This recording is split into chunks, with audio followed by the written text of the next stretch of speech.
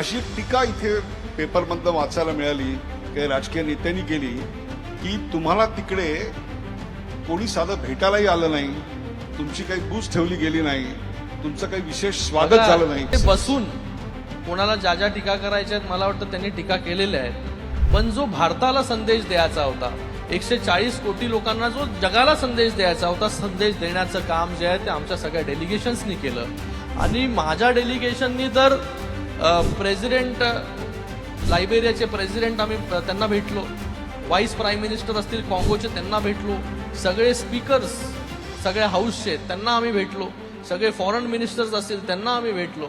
आणि मला वाटतं 2 त्यांचे पार्लमेंट होते, सियारा लिओन वेस्ट आफ्रिकामधले आणि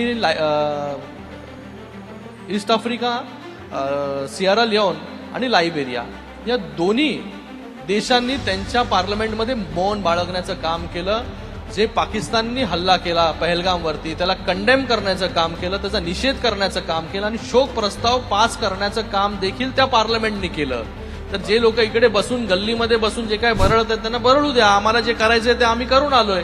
आणि जो संदेश द्यायचा होता पूर्ण जगाला, हा संदेश जो आहे तो 140 कोटी लोकांचा हा देशाला जगाला देण्याचं काम आम्ही केलं. जे न्यू नॉर्मल आहे की बाबा ब्लड आणि water cannot flow together, terror आणि टॉक्स कॅनॉट गो टुगेदर, हे जे आम्हाला सांगायचं होतं की जोपर्यंत पाकिस्तान दहशतवादी हल्ले बंद करणार नाही तोपर्यंत त्यांच्याबरोबर कुठलीही जी आहे ही बातचीत होणार नाही, हा संदेश देण्याचं काम केलं. आणि जर पाकिस्तानने असे हल्ले जर केले तर त्याला प्रत्युत्तर म्हणून ऑपरेशन सिंदूर काय आहे हे पूर्ण जगाने देखील पाहिला, हा संदेश देखील देण्याचं काम आम्ही लोकांनी केलं. आणि मला वाटतं याच्या अगोदरचे देखील उदाहरणं आहेत की जेव्हा हल्ले असे व्हायचे तेव्हा त्याला परतून लावण्याची ताकद जी आहे ती आपल्या लोकांमध्ये नव्हती.